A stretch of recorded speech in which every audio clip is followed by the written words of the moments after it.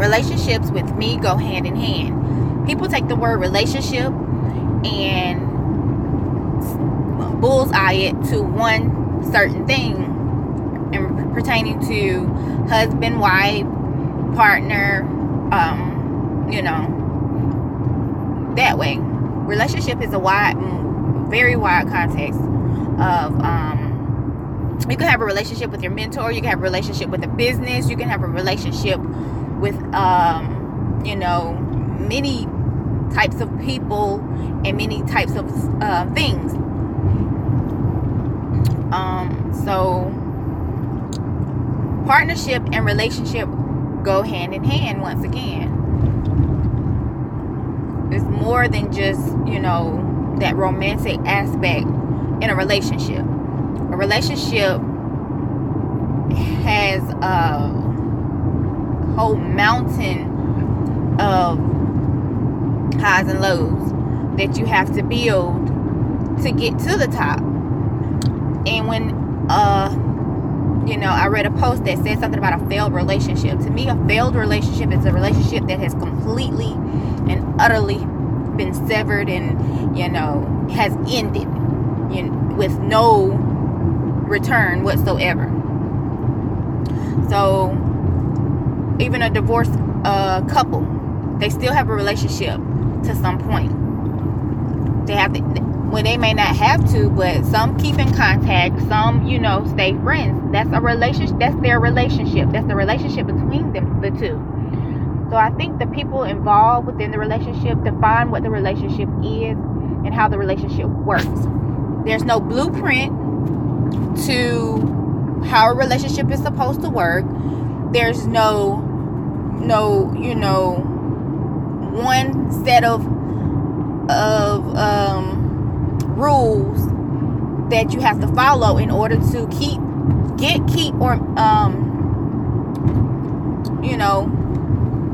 just to a relationship. There's no one set.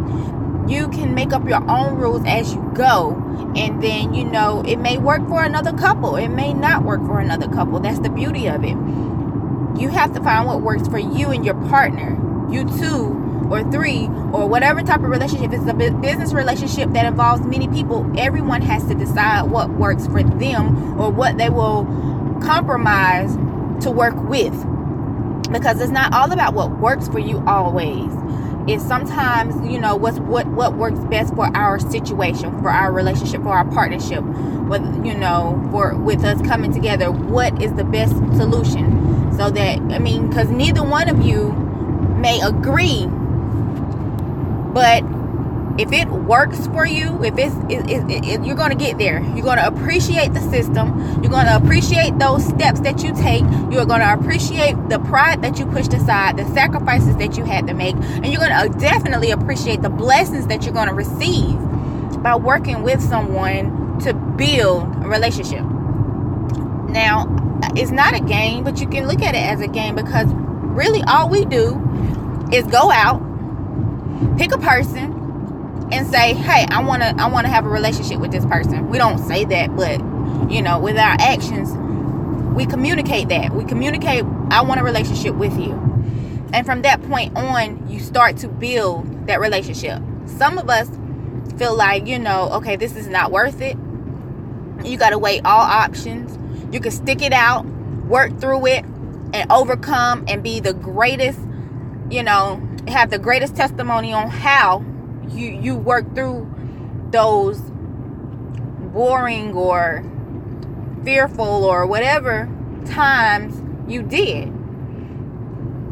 I was very notorious for meeting someone and within at least 3 months knowing whether or not I wanted to continue being allowing that person to be a part of my life or being a part of that person's life.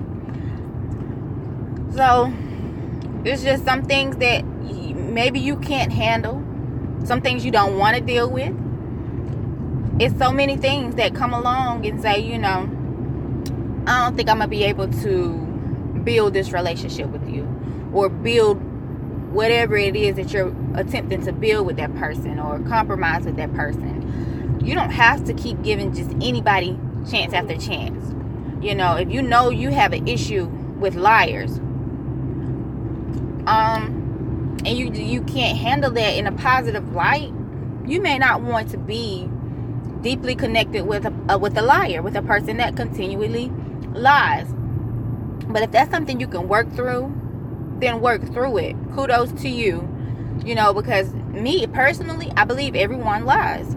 There's not one person walking this planet that does not tell a lie.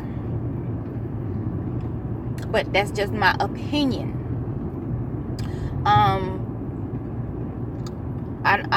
The truth only is, let's see, how can I put this? I don't want to sound too, I don't know, but the truth basically is what you choose to believe in. Whatever it is you choose to believe.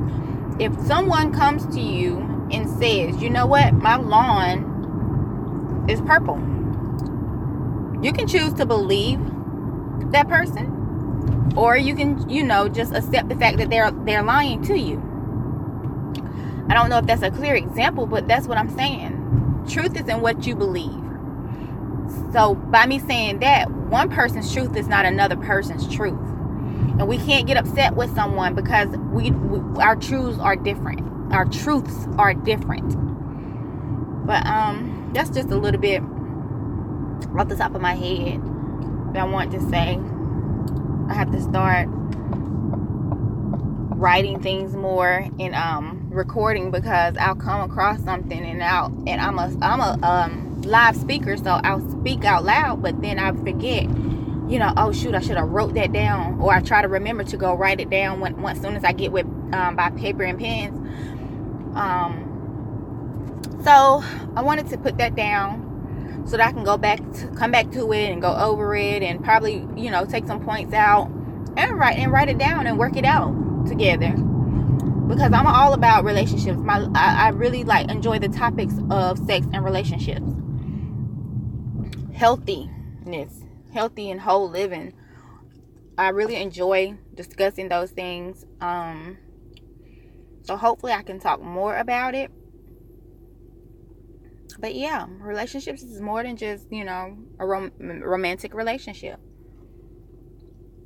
So I love it. Relationships are my life. I've destroyed relationships. I've mended relationships. I have, you know, I build relationships. It's not easy. It's not easy whatsoever. And it seems like I just feel like I'm one of the people that just want to take on those difficult tasks while asking for easier ones. That's so backwards. But relationships have been the most strenuous job for me yet.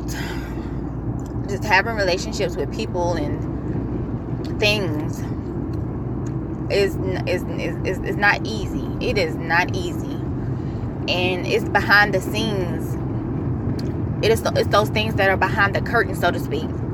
It's not really the upfront and facial, you know, that you can show.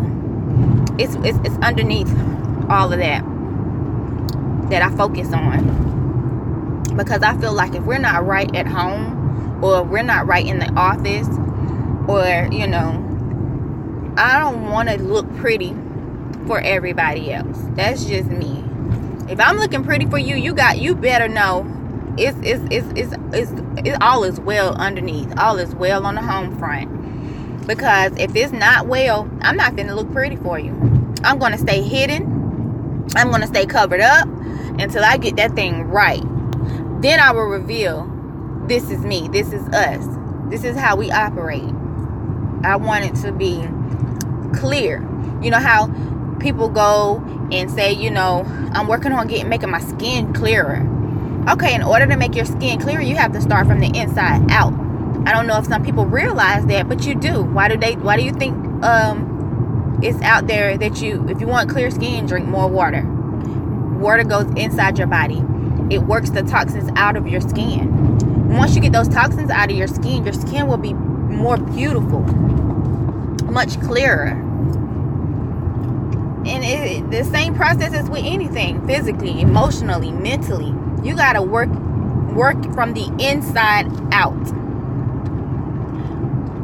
So that's just my little take on things. And I say little because I'm in the car, and that is really, I can go very deep. I mean, really in depth. So but that's just a little couple minutes of that, because I'm on my way.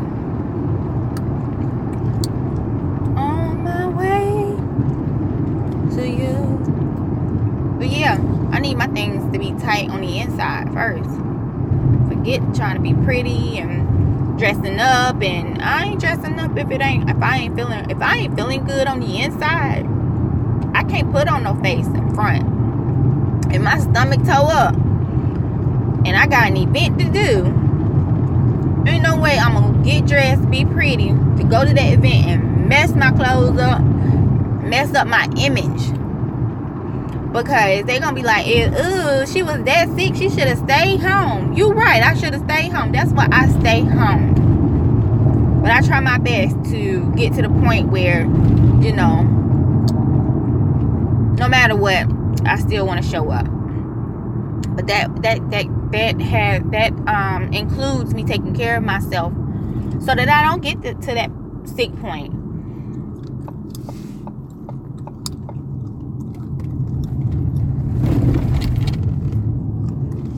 All right. Talk later.